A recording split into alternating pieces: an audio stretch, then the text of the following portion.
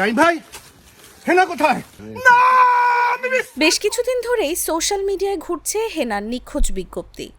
চাচা, হেনা কোথায়? চাচা, বাড়িঘর এত সাজানো কেন? আর হেনা কোথায়?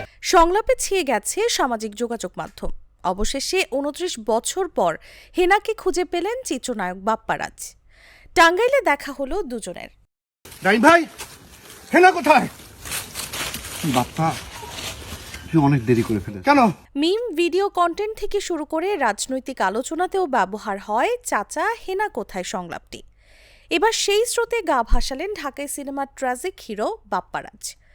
সঙ্গী হিসেবে পেয়েছেন ঢাকাই সিনেমার আরেক নায়ক নাইমকে। নিজের ফেসবুকে শেয়ার করা নাইমের এক ভিডিওতে দেখা যায় একটি গাড়িতে চড়ে এসে নাইমকে বাপ্পারাজ জিজ্ঞেস করেন, নাইম ভাই, হেনা কোথায়? উত্তরে নাইম মজা করে বলেন, বাপ্পা, তুই অনেক দেরি করে ফেলেছিস। হেনার তো আমার সঙ্গে অনেক আগেই বিয়ে হয়ে গেছে। না, আমি বিশ্বাস করি না। নাইম তখন হেসে বাপ্পারাজের পিঠ চাপড়ান।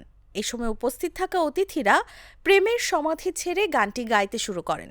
এরপরই তাদের পেছন থেকে এসে সামনে হাজির হন হেনা অর্থাৎ শাবনাজ।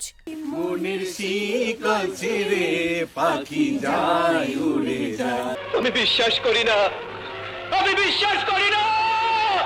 ভাইরাল হওয়া সংলাপটি ছিল ১৯৯৬ সালে মুক্তিপ্রাপ্ত প্রেমের সমাধি সিনেমার। ছবিতে হেনা চরিত্রে অভিনয় করেছেন শাবনাজ, আর বকুলের ভূমিকায় ছিলেন বাপ্পারাজ। যদিও সিনেমাটি মুক্তির সময় এতটা আলোচনায় আসেনি, তবে সময়ের ব্যবধানে এর সংলাপ এখন সামাজিক যোগাযোগ মাধ্যমে আইকনিক হয়ে উঠেছে। কালার এক্সপার্ট, জর্জ স্যাপ এবং মাইল্ড অন হ্যান্ডস টেকনোলজি সমৃদ্ধ অরিক্স ক্রিস্টাল ওয়াশ আপনার লন্ড্রি এক্সপার্ট।